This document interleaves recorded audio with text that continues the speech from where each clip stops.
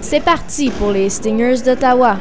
Cette équipe formée d'athlètes hors du commun pratique un sport bien peu connu dans la région, le rugby en fauteuil roulant. Pourtant, ce sport gagne de plus en plus de popularité au Canada et à travers le monde. Depuis qu'on en a fait une discipline paralympique en l'an 2000, le nombre de ses adeptes ne cesse d'augmenter. Moi, ça fait 2 ans que je joue, puis j'ai découvert ça en étant au centre de réadaptation, puis depuis ce jour-là, j'adore ça. Le rugby en fauteuil roulant ne ressemble pas du tout au rugby traditionnel. Développé en Colombie-Britannique il y a 30 ans, le sport est plutôt un mélange de basketball et de hockey. Contrairement à la croyance populaire, les joueurs doivent être atteints d'un handicap aux membres supérieurs et non pas seulement aux jambes pour avoir le droit de participer. Des ergothérapeutes et physiothérapeutes classifient ensuite les joueurs, soit de 0,5 à 3,5 selon leur motricité, pour déterminer leur place dans l'équipe. Le sport se pratique dans des fauteuils spéciaux, faits à la main, qui peuvent coûter entre 3 000 et 5 000 $. C'est un sport qui est assez dispendieux, mais il n'y a pas de prix pour une passion.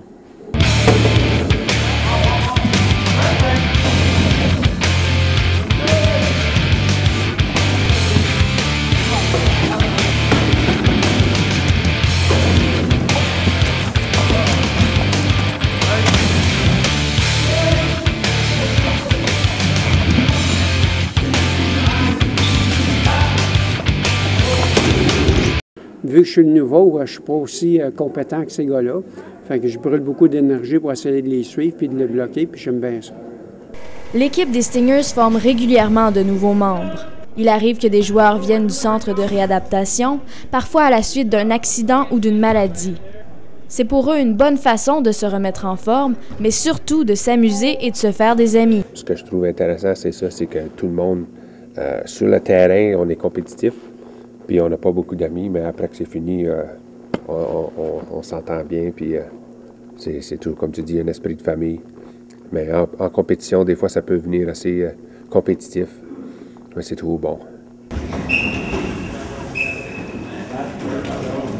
Les Stingers sont une équipe locale, ce qui n'empêche pas les membres d'accéder à d'autres niveaux de compétition.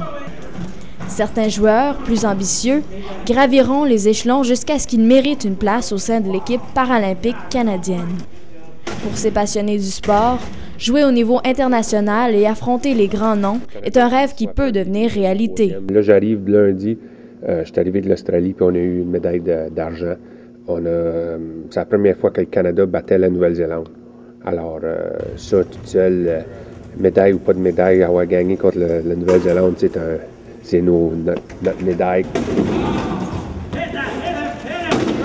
Malgré la nature très physique du sport, on y retrouve autant des joueurs âgés dans la mi-vingtaine qu'en début de cinquantaine. Puis ce qui est le fun de ce sport-là, c'est qu'il n'y a pas vraiment d'âge. Comme on peut avoir 25 ans, comme on peut avoir 35 ans, 40 ans. Tant qu'on est capable de suivre le rythme, on est capable de jouer. Bref, c'est en assistant à un match de rugby en fauteuil roulant qu'on se rend compte à quel point on peut sous-estimer tout ce dont sont capables les personnes atteintes d'un handicap. Valérie Deslauriers pour la Cité collégiale, à Ottawa.